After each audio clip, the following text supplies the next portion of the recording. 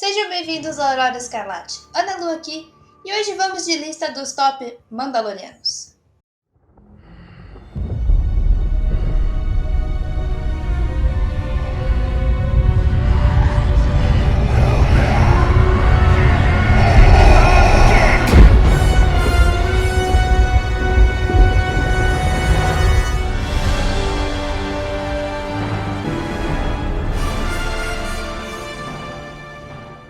Os Mandalorianos eram um clã de guerreiros.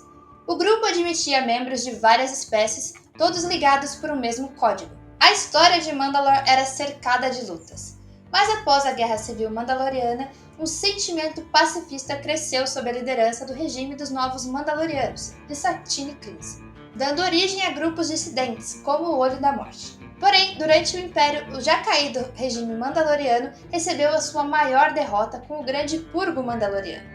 Os Mandalorianos se espalharam pela galáxia e estamos vendo o desenrolar disso com as séries. Mas seguindo com a lista, em quinto lugar temos Pre-Vizsla. Apesar de não ser o melhor exemplo de ser humano, Vizsla seguia a tradição mandaloriana e era descendente de Tarre Vizsla. Ele liderava o grupo conhecido como Olho da Morte, terroristas que se opunham ao governo pacifista da duquesa Satine Kryze. Apesar de não buscarem uma vingança direta contra os novos Mandalorianos, o Olho da Morte pretendia destronar Satine, da maneira que conseguissem, e restaurar a tradição guerreira de seu povo. Pre-Vizsla possuía o Sabre Negro, o símbolo da liderança mandaloriana, e o usava para reforçar a sua herança.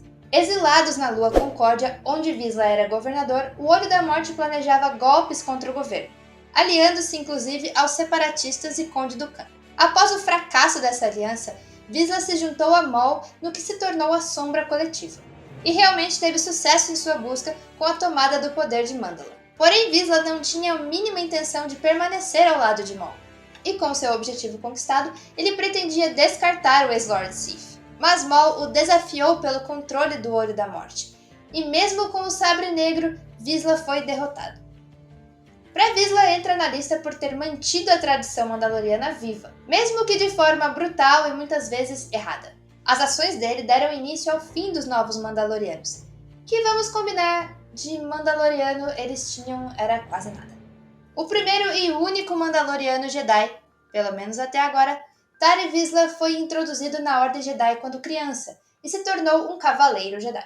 Como seu sabre de luz, ele criou o Sabre Negro, uma arma única com a lâmina negra que veio a se tornar o símbolo da liderança da Casa Vizsla. E apesar de Jedi, Tarre se tornou Mandalor, o líder dos Mandalorianos. Quando Vizsla morreu, a Ordem Jedi manteve o Sabre Negro dentro do Templo Jedi, mas ele foi tomado por membros da Casa Vizsla e usado para unir os Mandalorianos. E uma enorme estátua de Tarre Vizsla foi erguida em Mandalore como homenagem a ele.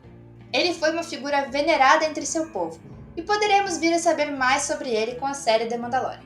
Bo-Katan Kryze é outro exemplo de boa Mandaloriana, ser humano terrível.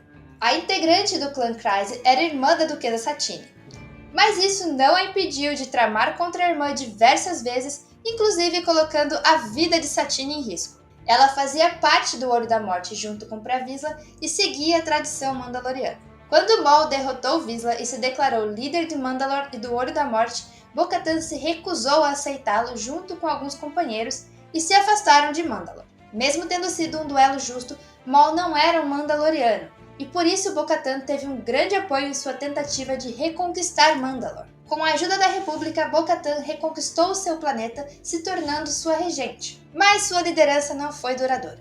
Logo, o Império foi instaurado e ela se recusou a aceitar Palpatine, perdendo a posição para o clã Saxon.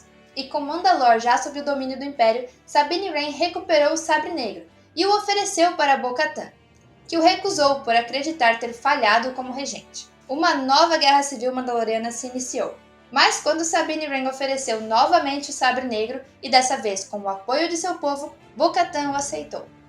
Porém, algum tempo depois aconteceu o Grande Purgo Mandaloriano, e Bo-Katan perdeu o Sabre Negro para Moff Gideon. Apesar de muito azarada, Bo-Katan é uma das que mais lutam pela causa mandaloriana. O futuro dos Mandalorianos pode estar nas mãos dela e de Din Djarin. Din Djarin era um enjeitado, ou seja, alguém que não nasceu na cultura mandaloriana, mas que foi trazido por Mandalorianos e seguia a cultura. Ele cresceu com os Filhos do Olho, um culto ortodoxo que rompeu com a sociedade comum mandaloriana. Din não sabia sobre as diferenças de crenças entre os Mandalorianos e cresceu acreditando que a doutrina dos Filhos do Olho era a única lei de Mandalor. Devido à sua tarefa de encontrar os Jedi para entregar Grogu a eles, Din encontrou outros Mandalorianos, como Bo-Katan, e aprendeu um pouco mais sobre a cultura. Quando ele precisa resgatar Grogu de Moff Gideon, ele acaba enfrentando o Imperial e conquista o Sabre Negro em combate, se tornando por direito o Mandalor. Ainda tem muita coisa para acontecer com essa questão, mas apesar de ingênuo e não ter muito conhecimento sobre a história mandaloriana, Din tem boas intenções e pode vir a ser um bom Mandalor, se confiar nas pessoas certas. Mas antes de chegar ao primeiro lugar, vamos a algumas menções honrosas, como o caçador de recompensa Jango Fett. Ele foi um enjeitado e lutou na Guerra Civil Mandaloriana, antes de se tornar caçador de recompensa. Na cronologia Legends, esse passado mandaloriano de Jango é mais presente. Tanto que ele passa isso para Boba, que acaba se tornando Mandalor, liderando o povo mandaloriano por anos. A Armeira foi uma mandaloriana que liderava a tribo que fazia parte dos Filhos do Olho. Ela, como o nome indica, era a armeira do clã, forjando armaduras e armas para os companheiros. Em Nevarro, a tribo passou a viver escondida no subterrâneo. Ela era extremamente devota ao estilo de vida radical do caminho de Mandalor e instigava os membros a seguir as tradições também, como não remover o capacete na frente dos outros, e considerava aqueles que não seguiam o caminho como não sendo verdadeiros Mandalorianos. Para a Armeira, quem não seria mesmo considerada uma Mandaloriana é Satine Kryze. Ela era completamente diferente dos Mandalorianos comuns, sendo uma pacifista e buscando fugir das tradições bélicas do planeta. Ela chegou a implantar o governo dos novos Mandalorianos, mas não durou muito e Pre-Vizsla armou um complô para remover a Duquesa do Poder. Mas o primeiro lugar é de Sabine Wren. Ela fazia parte do clã Wren, e antes de se tornar uma rebelde, ela fez parte da Academia Imperial de Mandalor, onde construiu armas que acreditava que seriam usadas para a paz. Porém, suas criações foram usadas contra sua família e seu povo. Por isso Sabine fugiu e se juntou à tripulação rebelde da nave Ghost. E quando eles procuravam por Maul, foram para Dathomir, e lá, e aguarde a Aurora.